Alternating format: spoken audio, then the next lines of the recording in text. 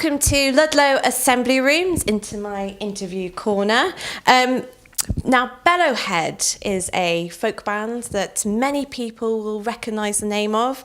They were renowned for making folk music accessible, and their popularity saw them have 12 years of success. In May last year, they parted ways. Next to me, I have Jon Boden, who you probably will also recognise. He was the lead singer as well as the main arranger. And he's going to be playing in Ludlow tonight with his new solo album, Afterglow. So welcome, Jon. Thank you very much. Thanks for having me. That's quite right. This isn't your first time coming to Ludlow, is it? No, I've been here in all sorts of guises. I think probably every band I've played with, I've probably played with. I think so, yes. Now, Bellowhead, how big of a decision was that to split the band up? Yeah, well, it was big. I mean, it wasn't my decision to split it up. It was my decision was to leave the band. So I sort of gave them my notice back in 2015 in the spring. So that was a huge decision for me, really, because it was, just a massive part of my life. And we'd been working together for a long time, and it was all going. I mean, it was great. It was nothing wrong with it, really. It was just that I felt I needed to do other things, and that if I stayed with Bellowhead, I wouldn't do those other things. So it was a massive decision, and then. And I genuinely thought they would carry on without me because we were very much collective, and lots of other people in the band arrange and sing and all that sort of stuff, and they could get somebody else in. So I was kind of looking forward to being in the audience for a Bellowhead gig, but they decided not to, which was kind of a shame. But also it meant that we got to finish together, which was really nice. So I think that's probably was quite important for all of you. I think so, and maybe for the fans as well, to sort of have that sort of final tour as a kind of farewell. And your final gig was actually on the 1st of May last year. Was there any significance that date? Well, it's a big day for folkies, 1st of May, and we finished in Oxford, which is May morning, and Oxford is a big deal. There's Morris dancing in the streets from 6 a.m. and sort of all sorts of stuff. And we finished at the Oxford Town Hall, which was our first ever gig. So that was sort of the significance of that final gig. Yeah, and I mentioned earlier that you were the main sort of arranger, composed a lot of the music that made Bellowhead so popular.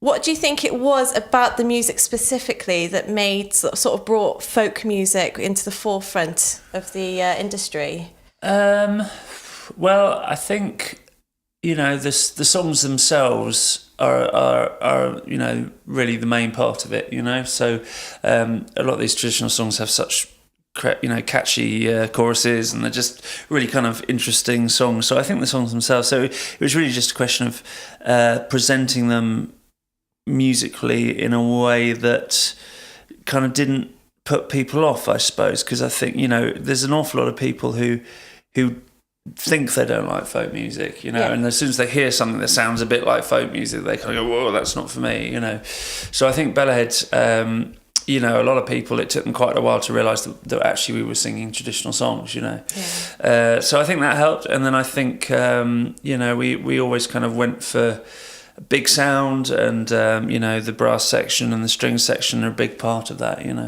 just kind of getting those textures in. Now, moving away slightly from Bellowhead, some other things that you're quite involved in and actually lead organisations with is social singing.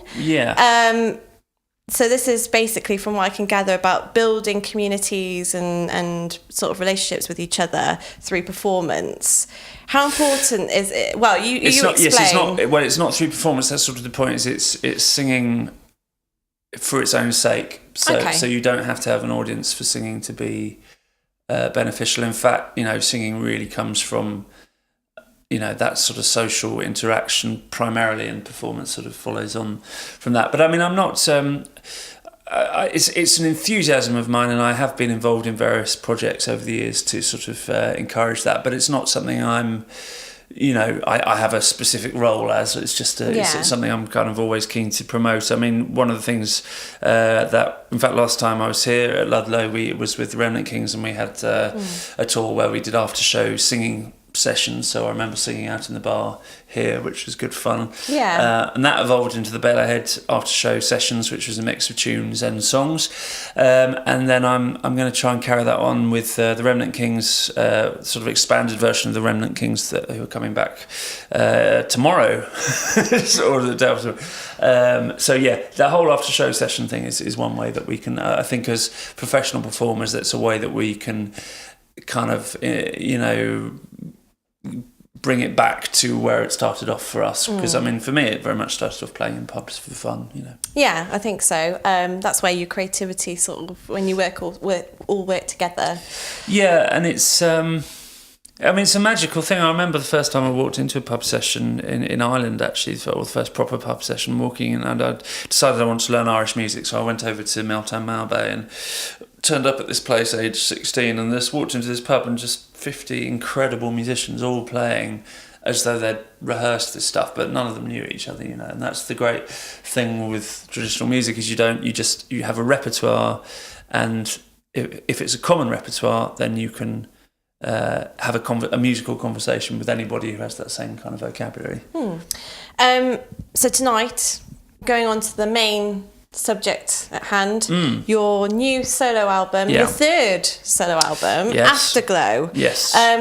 So let's talk about that. Is there a theme? A story? It's a story. It's a story about one night in a bonfire night party, probably November the 5th, but not necessarily. And it's all takes place in a kind of ruined city where this kind of carnival is going on.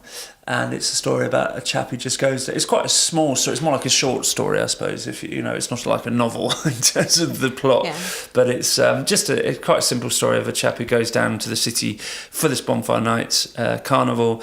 He's hoping to meet a girl who he had met at that same carnival previous years before, and it just sort of follows him through that evening in the kind of carnial street parade thing. I mean, what's a folk album without a song, without a story in it? Yeah, well, that's it. I mean, and it's because I started off actually as a songwriter before I got into singing traditional songs, and then I think I always struggled because I got really into singing stories, and the kind of songs that I was tending to write before I got into that were more conventional sort of love songs and that sort of thing.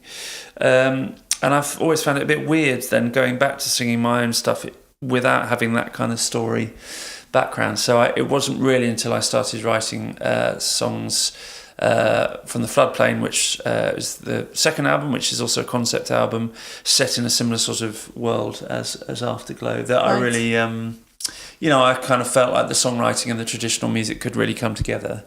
And when it came to putting all that story together and the music and everything else that went with it, working, well, not obviously on your own, but as a solo artist compared to 11, as a band. Yeah. How different was that?